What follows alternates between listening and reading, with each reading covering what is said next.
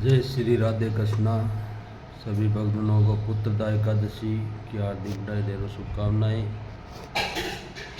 पुत्रदा एकादशी व्रत कथा मातम में श्रावण शुक्ल पक्ष की एकादशी। धर्मराज युधिष्ठिर बोले कि हे भगवान, अब आप मुझे श्रावण मास के शुक्ल पक्ष की एकादशी की कथा सुनाएं। इस एकादशी का नाम क्या है तथा इसकी विधि क्या है।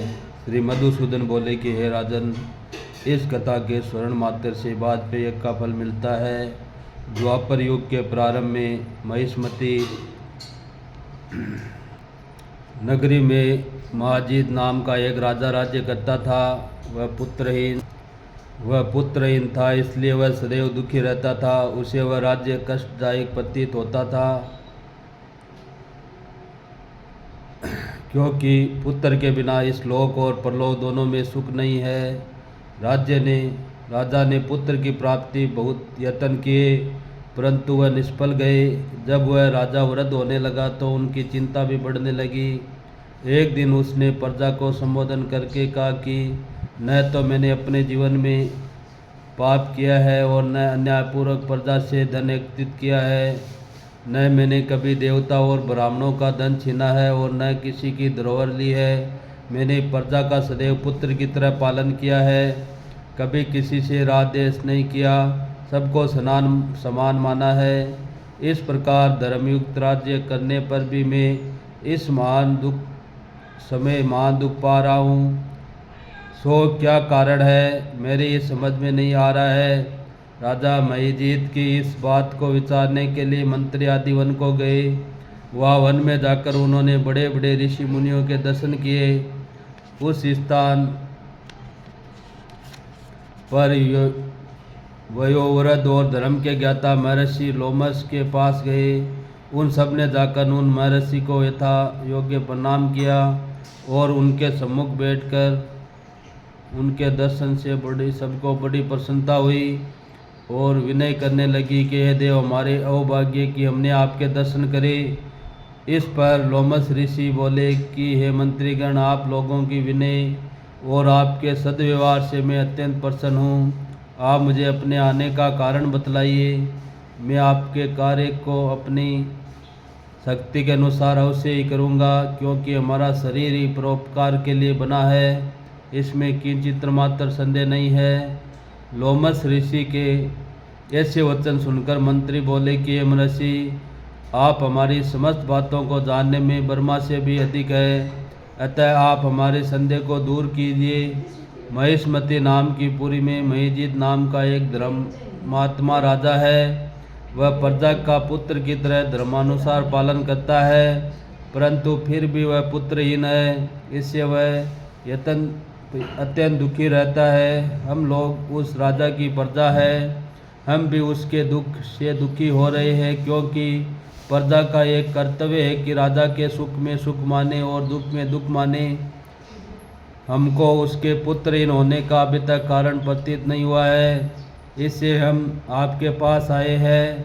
जब से हमने आपके दर्शन करे, हमको पूर्ण रूप से विश्वास है कि हमारा कष्ट अवश्य दूर हो जाएगा, क्योंकि महान पुरुषों की दर्शन मात्र से ही प्रत्येक कार्य की सिद्धि हो जाती है। अतः आप हमको राजा के पुत्र होने का उपाय बतलाइए। इस पर लोमस ऋषि ने एक क्षण के लिए नेत्र बंद किए और राजा के पूर्व जन्मों का विचार करने लगे। वे विचार करके बोले कि हे श्रेष्ठ पुरुषों, ये राजा पिछले जन्म में अत्यंत निर्जल तथा बुरे कर्म किया करता था। वह एक गांव से दूसरे गांव में घुमा करता था। एक बार ज्येष्ठ मास के शुक्ल पक्ष की एकादशी को 2 दिन से भूखा था। दोपहर के समय एक जलाशय पर जल पीने गया। उस स्थान पर उसी समय ब्याई हुई गाय जल पी रही थी। राजा ने उसको प्यासा ही भगा दिया और स्वयं जल पीने लगा। हे ब्राह्मणों, इसलिए राजा को ये दुख भोगने पड़ रहे हैं। एकादशी के दिन भूखा रहने से उसको राजा होना पड़ा और प्यासी गौ को हटाने से पुत्र वियोग का दुख भोगना पड़ रहा है। इस पर सब लोग महर्षि से बोले कि हे, शास्त्रों में ऐसा लिखा है कि पुण्य से पाप नष्ट हो जाते हैं, इसलिए कृपा करके राजा के पूर्व जन्म के पाप नष्ट होने का उपाय बतलाइए, क्योंकि उस पाप के क्षय होने से पुत्र रत्न की उत्पत्ति होगी। ब्राह्मणों के ऐसे वचन सुनकर लोमस ऋषि बोले कि ब्राह्मणों, यदि श्रावण शुक्ल पक्ष की पुत्रदा एकादशी का तुम सब लोग व्रत करो और रात्रि को जागरण करो और उस व्रत का फल राजा को प्रदान कर दो तो तुम्हारे राजा के पुत्र होगा।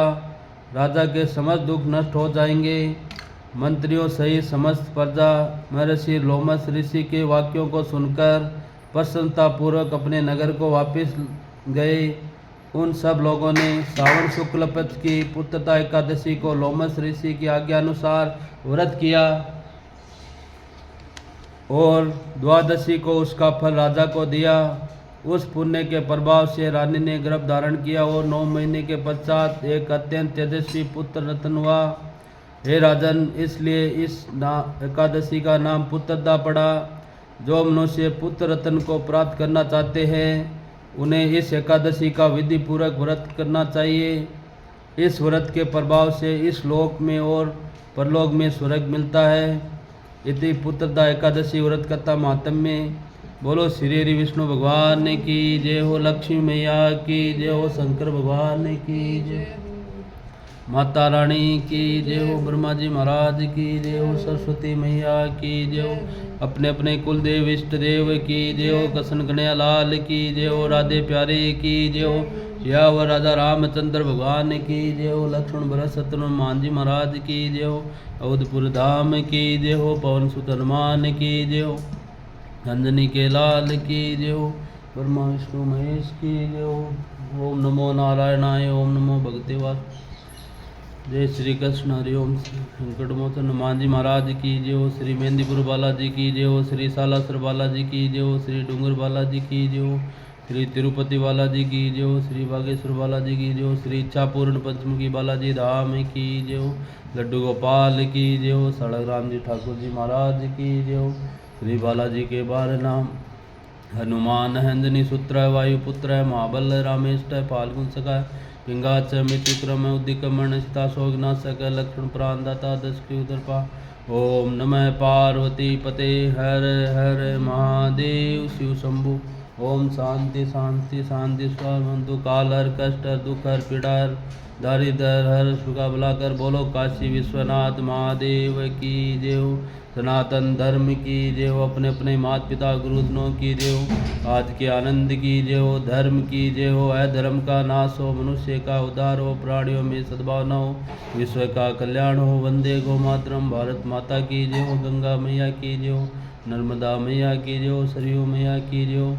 जय श्री राम, जय जय श्री राम, राम राम सा खम्मा घड़ी सा घड़ी घड़ी खम्मा सा। श्रीमन नारायण नारायण हरि हरि, भजमन नारायण हरि हरि।